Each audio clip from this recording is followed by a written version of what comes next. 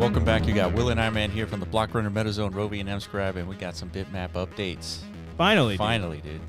Finally. Yeah. So we took like a 2-week pause, I guess, from like the weekly coverage of Bitmap, which we incepted literally from basically. It was unintentional. Day one. Yeah, it was, because there's a lot has been happening in the DMT space, so we kind of like really just had to like really keep our eyeballs on, right? So we're missing what's going on out there, like across the whole landscape. Yeah. Right. But we're recentering, refocusing. Let's see what's going on the metaverse development side of things. Right. Speaking of missing, missing? We're missing like almost 4,000 people, dude. What's going on? Where here? did they go? So yeah, is there like a mass exodus happening? Yeah, they're just dumping their bitmaps, right? That might be the title of this video. Bitmap mass exodus. Right, but actually not, right? Let's explain in case anybody doesn't know what's happening. Yeah, I guess they're being locked up in Merlin. On Merlin. Merlin Seal. So yeah, don't be alarmed. People aren't just like, burning these things and like abandoning ship. Right. They're just like in a whole other ecosystem, basically. Yeah. So it's kind of like a consolidation of multiple like ownership into a singular. Mm-hmm. Yeah, they're just sending it to one address. Sending them all to Jeff, basically. Yeah. So that's what's happening, but the Bitmap ecosystem is still intact. So do not worry. We move forward, right? Yeah. So what else is going on? Yeah, don't worry. Bitcoin is still at $62,000, dude. I know. You can see that up there at the very top of this page. Quite handy. It is quite handy. It's nice to always have your eyes on that. That's why I'm looking forward to VR, so that I can have like the Bitcoin ticker like always following me everywhere. Like while you're taking the shat, like you gotta know what Bitcoin's doing, right? Brushing your teeth. You gotta know. Whatever, dude. Bitcoin is priority. It is. I truly believe you when you say that, dude. Like, I don't think you're joking. He's like, it governs the digital reality, dude. Everybody should know the price. I agree. Yeah, like knowing what Bitcoin's doing is like it's like having a close relationship with your Lord and Savior. That's Will's kind of is. That's Will's connection to the spiritual realm. Yeah, that's as close as I'll ever get, dude. I believe you, dude. I feel you. All right, well, let's take a look at some.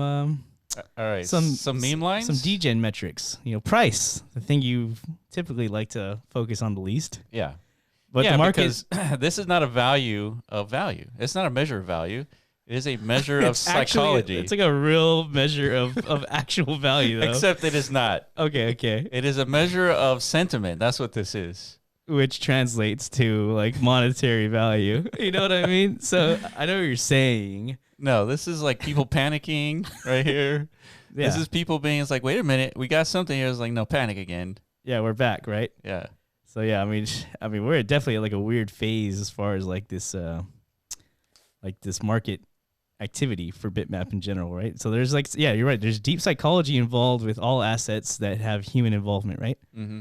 So I mean, which is all assets, right?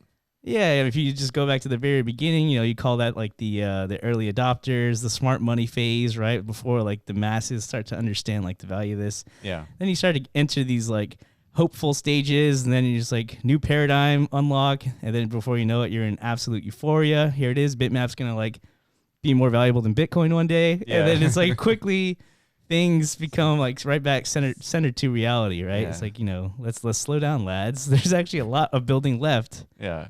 To get to a true value destination. And but this is how it goes. All right, people who got in over here are gonna sell over here. Yeah. And then the people who got in over here are going to wait. And then the people that got in over here are going to sell again here. And then they're going to get wrecked. Yeah. I mean, that's it. So that is kind of why it's like kind of pointless to like look at this. It is. This is what markets do, right? But if you're actually in this for the long run, like who really cares what the price is today? Yeah. But we're just going to keep track of it anyways, just because it's fun. I mean, we have bitmaps because we want to deploy stuff on there. Well, we're going to show you guys at the very end. The deploying is on the horizoning for sure. Yeah. We're going to start deploying some stuff pretty soon. All right, moving on. So, speaking of... someone named Natcats is saying, seeing as everyone is excited about Web3 gaming, I have created a game that has possibly the least amount of tech possible. Just a cool website and a bitmap. Yeah, I thought this was just something cool to like get things started with. Somebody came up with a cute little mini game just using mscribe's interface, like parcelization selector interface. I think it's pretty cool. How many punks can you generate?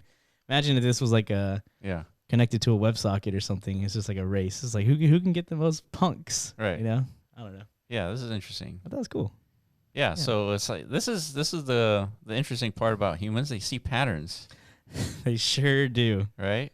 Yeah, there's a lot of squares here, right? But with the ones with the bigger square and the little square underneath it, they mean something to us. Why? Because they're a reflection of us. They look like us, dude. Yeah, they look exactly like us, dude. The closest you can get to us in square form. You know what I mean? So therefore, this is as low poly as us as we human get. entity gets. Yeah. Yeah, I mean, we're going back to caveman times, literally, like trying to like. Even cavemen didn't do perfect squares like this, dude. I love it. Well, this is cool, you know, just to get the juices flowing, the Bitmap ecosystem. I mean, they're tinkering, dude. Yeah. You know, so speaking of that, Speaking of tinkering, we got Bitmap Tech coming in hot with open sourcing bitmap.game product, the Bitmap indexer, and 420 indexer.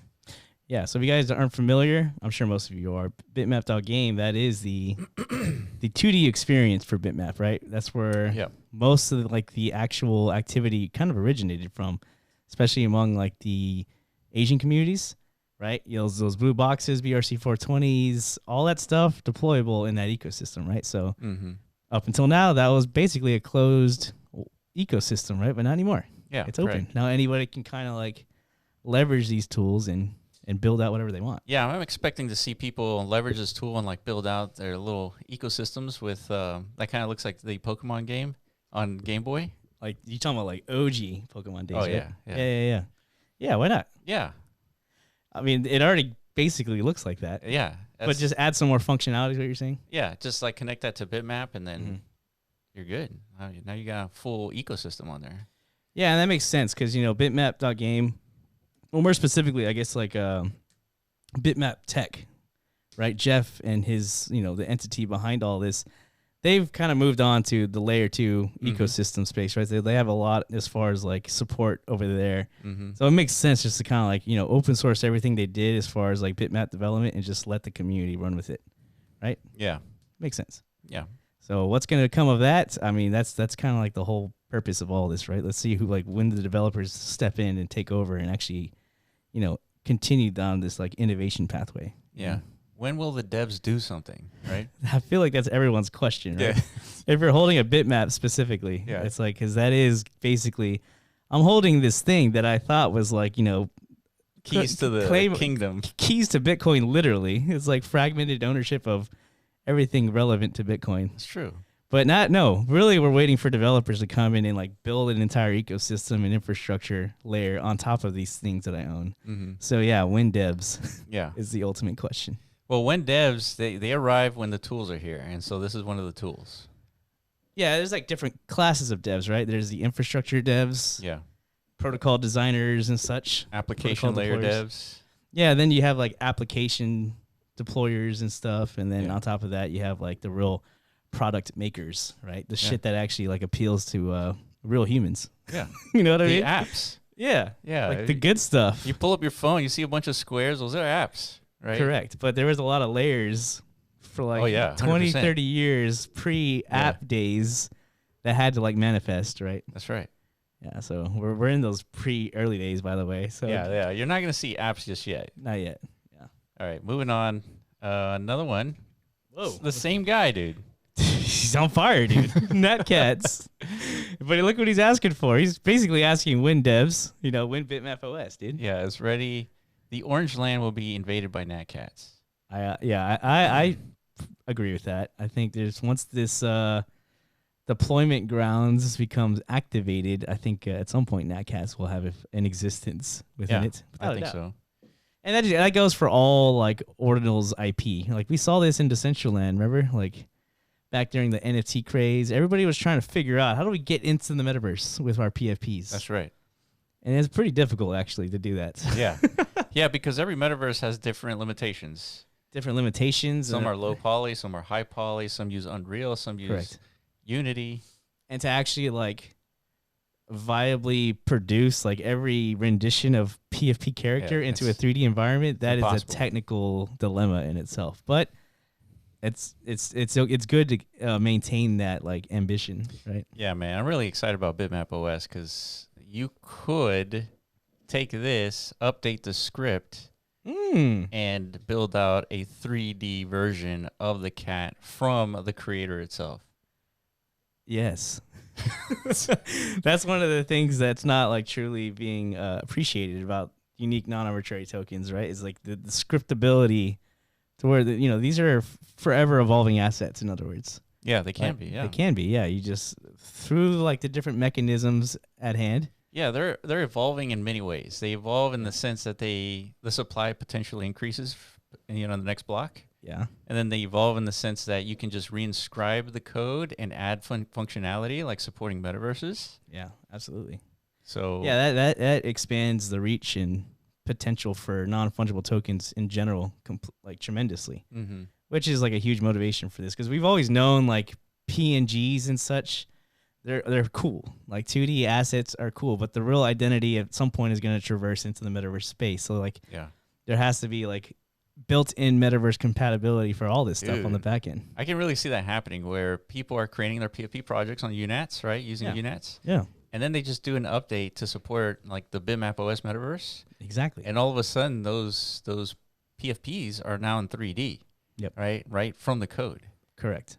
Yeah, and it's compatible with all the different applications deployed within these like Bitmap OS. Yeah, dude. And then you connect your wallet to Bitmap OS, you log in, you select your profile pic, and that's your avatar.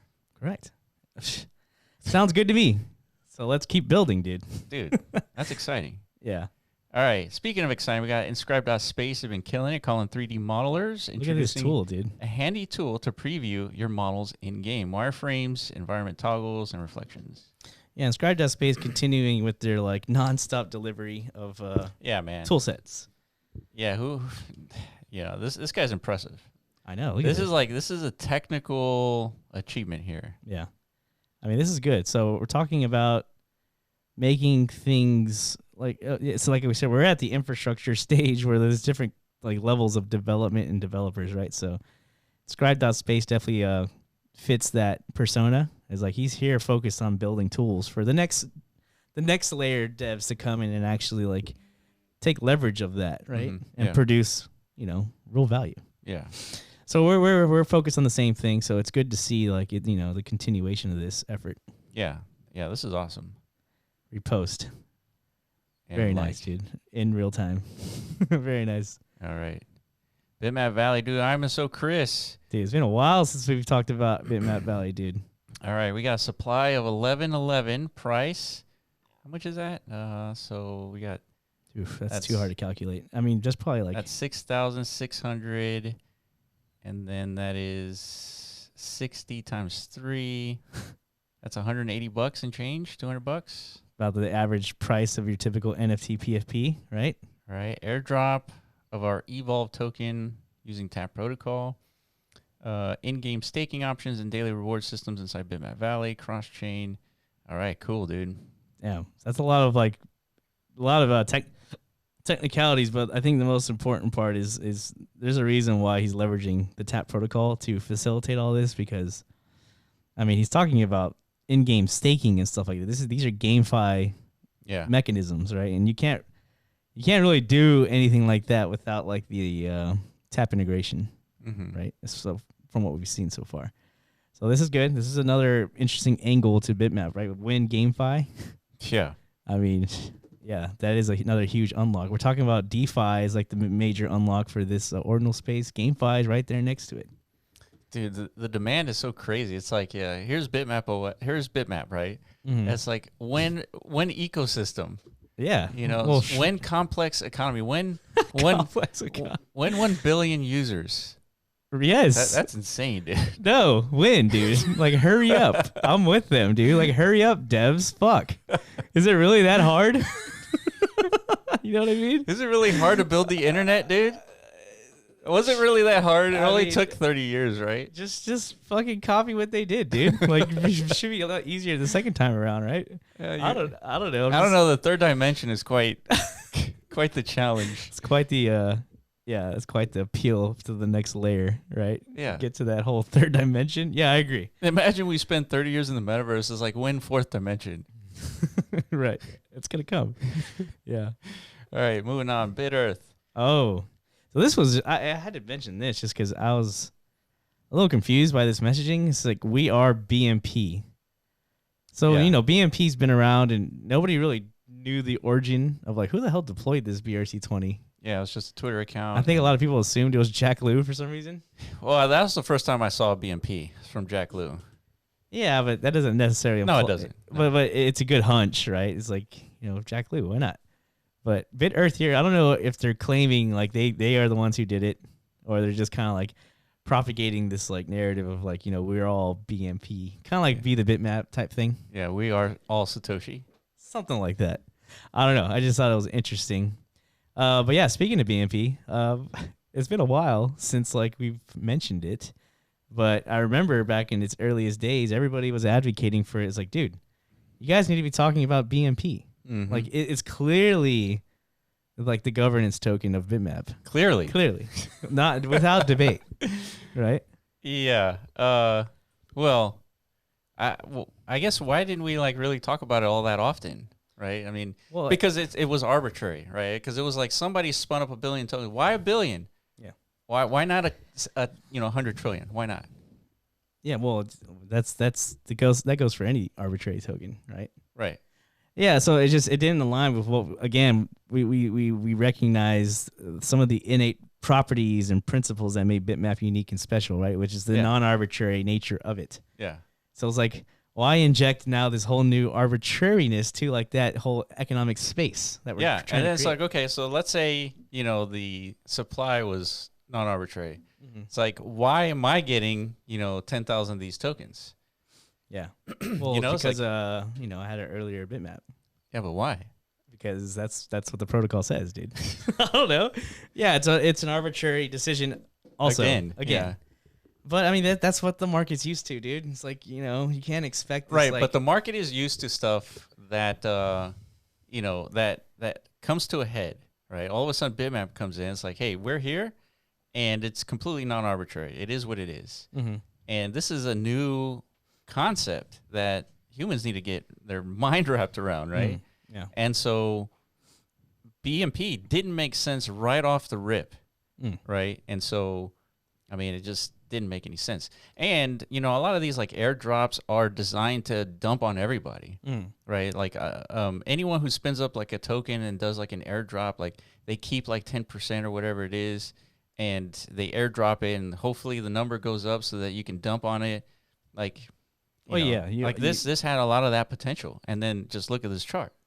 Yeah, you onboard like a large influx of interest by basically hand delivering like this hype mechanism in the form of tokenization to a large mass of people. Yeah, and that's not to say that all airdrops are of that form. What I'm saying is it can be misused for that. Yeah. And I felt like this potentially was that. I guess. Yeah, potentially. It had that potential, but somebody had to come out and like step in, I guess, and make this attempt. Right? Because like you mentioned earlier, it's like imagine like asking when complex economy, right? Yeah. Well, in order to even get to like any potential like semblance of like heading towards a destination of some kind of economy, we need to introduce complexity vehicles from some direction, right? It can't just be Bitmap and just Bitmap alone. Yes. There has to be like some sort of presence of alternative commodities within this like virtual space, right? Sure. In the absence of that, let's just throw something out there and like see if it sticks in any way, see if it contributes to anything. So I think it was a viable like first attempt. And I think a lot of people will agree. That's why I got like 10,000 holders and blah, blah, blah. But as of right now, like the market is like not engaged or in tune with it in any way because it really is just like it's a commodity in the space that really just hasn't been leveraged in any way, right? Yeah, and just because it's down doesn't mean it won't go back up. So absolutely not. I mean, but we're talking about like I guess the genesis of it. It is better that you come up with a non-arbitrary token to represent your non-arbitrary metaverse. It is just fundamentally better. Yeah, it can be. But again, this is a decision for the invisible hand. So that hasn't even really been introduced into the the complexity space of Bitmap economy yet, because we've been talking about it for a while, but Yeah. we're getting closer. This is kind of like something we wanted to kind of like pivot into. We're getting really close to that point, right? Like the Jubilee update for Bitmap, that's going to be what activates block drops and correct. non-arbitrary token like through provenance, right? The Bitmap ownership provenance, to be more specific. Yeah. So Benny from Track has been a busy bee. a busy Benny. Yeah. And he's been working on a lot of stuff. DMT. I know, dude. Jubilee bitmaps. Yeah. Decentralizing his indexer, Karma airdrop. Yeah. Like, he's definitely busy. He's maxed out, right? Yeah. And so in addition, he's also enabling block drops on Bitmap. Yeah. And so that is coming soon, and you'll be able to inscribe BMT and all that stuff from your Bitmap from mscribe. Or you're going to be able to leverage that like distribution mechanism directly to Bitmap owners and like, you know, if you hate BMT, fine, create your own token. Yeah. If you hate Natcats, create Bitcats. Yeah. Right. Create Bitmap lords. I don't know. It doesn't matter. Yeah. Do it so you can beat them. Yeah. Well, you can prove to the world why, like, you know, Bitmap exclusivity was like is the better way, where the real value like existed all along, right? That is the kind of that's the point. Yeah, we're not going to be able to do it all. It's like the community needs to contribute here and come up with a better use case for a token on Bitmap. Right. Yeah. Now you're actually participating in you're injecting digital matter within like the Bitmap like layer actually. Right. So how you end up doing that, manifesting that's up to the individual creator, right? So By the way, you can do block drops of UNATs. Imagine you did like a unique tree, right, for every Bitmap. And right, you block dropped it to everybody. Now they have like a unique tree. Yeah, exactly. And then you can update the codes. Like maybe that unique tree produces apples. Yeah, it's a generative fruit producer. And maybe those apples are the fungible tokens, right? Because it comes with fungible tokens, right? True. Every UNAT. That's a good point. And now it's like an apple economy. Wow. Now we're cooking, dude. Yeah. We're getting there. So, is it not obvious? No, not at all. Not yet. Not even close. But we're getting close to that. So speaking of something not obvious. Yeah, we told you guys the deploying is on the horizon. Deploying. It's like the happening and deploy. You get it? The deploying. Yeah. I mean, we've been talking about this too. Bitmap OS, the whole premise of it is to establish a deployments ground. Like that is as close to Bitmap theory as possible. Yeah. As you can see in this image here. Yeah, so this is kind of like the early days of Bitmap OS, and this is one of our bitmaps, so this is a real bitmap. And each square is a real deployment ground, right? Yeah. So if you own that parcel, you can go and deploy actual content.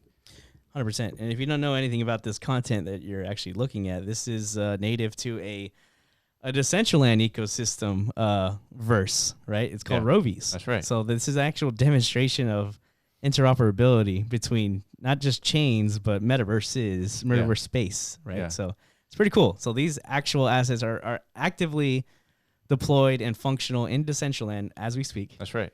And now we're getting them deployed in a bitmap, right? So anybody who owns a bitmap, if you own these assets, you're going to be able to install them and leverage them how you will, build ecosystems with them. Right? That's right.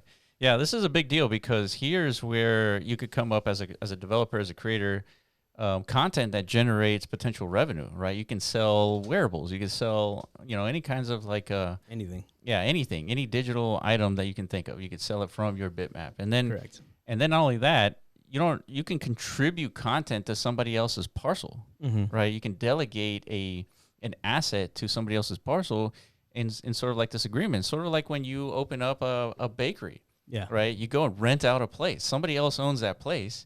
You rent it out. You run your business and you pay like a renting fee. Right. Yeah. So the same thing happens here. Right. People interact with these devices. Right. These apps. They pay to like acquire some asset, and then the landowner gets a cut of that transaction. Correct. And so. Talking about complex economics. These are also contributing factors. Yeah. And if you haven't been watching us for the last 4 years. 4 years. Yeah. Almost 5 years, by the way. Yeah, correct. Sometime in March, right? Yeah. Yeah, so then this is all news to you. Right. Because we've been talking about this for almost 5 years. Yes, and we've actually been deploying and activating some of this in Decentraland, but yeah, it's just the bitmap ecosystem is I think much more conducive to support what it is we're talking about here. Well, yeah, there's 29,000 holders. I was gonna say 33. Yeah, who knows what the actual true count is at this point? I guess it's what is it? It's definitely 29. Yeah, I guess actual like addresses holding like bitmaps. Yeah. Okay, whatever. That's the count. So we're on a slump apparently. We're on the way down. We're cratering, dude. It's over. Yeah.